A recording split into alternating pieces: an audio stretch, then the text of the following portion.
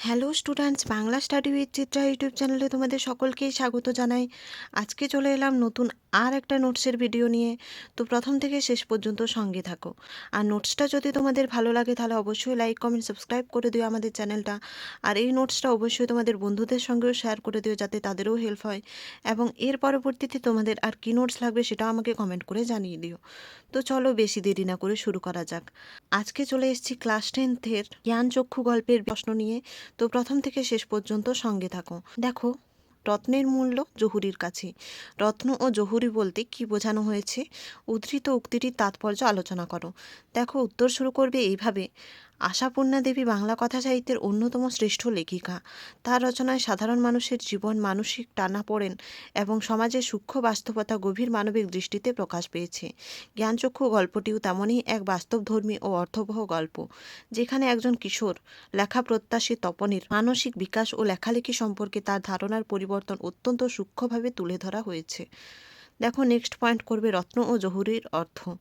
গল্পে রত্নর দ্বারা বোঝানো হয়েছে তপনের লেখা গল্পটি, যেটি তার কাছে খুব মূল্যবান। আর জহুরি বলতে বোঝানো হয়েছে সেই ব্যক্তি যিনি রত্ন বা মূল্যবান কিছু বুঝতে পারার বিশেষজ্ঞ। এখানে তা হলো তপনের ছোট মেশো, যিনি একজন লেখক এবং শিক্ষিত ব্যক্তি। নেক্সট পয়েন্ট করবে উদ্ধৃতিটির তাৎপর্য। তপন মনে করে, ঠিক যেমন একজন জহুরি দামি পাথর বা রত্নের প্রকৃত মূল্য ঠিকভাবে নির্ণয় করতে পারে, তেমনি তার লেখা গল্পের প্রকৃত মূল্য ও গুণ শুধুমাত্র একজন উপযুক্ত জ্ঞানসম্পন্ন লেখকেই বুঝতে পারে।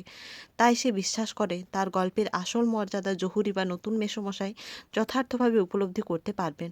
উদ্ধৃতিটি তপনের অন্তর্দ্বন্দ্ব, আত্মবিশ্বাস ও লিখন সম্পর্কে তার প্রকৃত উপলব্ধি প্রদর্শন করে। গল্পের শুরুতে সে লেখাকে ভাবত বড় কোনো অলৌকিক বিশেষ শক্তি হিসেবে, কিন্তু শেষে বুঝতে পারে লেখার সার্থকতা ও মূল্য বোঝা একজন দক্ষ মানুষই পারে। এখন নেক্সট উপসংহার। সব মিলিয়ে বলা যায় রত্নের মূল্য জহুরির কাছেই। এখানে রত্ন হবে, রক্তের হয়ে গেছে। রত্নের মূল্য জহুরির কাছেই, এই লাইনটা অবশ্যই তোমরা কোটেশনে লিখবে। এই উক্তিটি আশাপূর্ণা দেবীর জ্ঞানচক্ষু গল্পের মূল বক্তব্যকে গভীরভাবে প্রকাশ করে।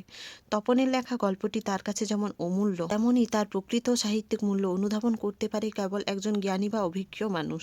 সাধারণ মানুষের চোখে লেখালেখি হয়তো তেমন গুরুত্ব পায় না, কিন্তু যিনি সাহিত্যের রস ও সৌন্দর্য বুঝতে পারেন, তিনিই শিল্পের আসল মূল্য নির্ধারণ করতে সক্ষম। এই উপলব্ধির মধ্য দিয়ে তপনের মনে লেখক সত্তার এক নতুন বোধের জন্ম হয়। ফলে উক্তিটি শুধু একটি রূপক বাক্য নয়, বরং শিল্প, সাহিত্য ও সৃষ্টিশীলতার যথার্থ মূল্যায়নের এক গভীর জীবন সত্যকে তুলে ধরে।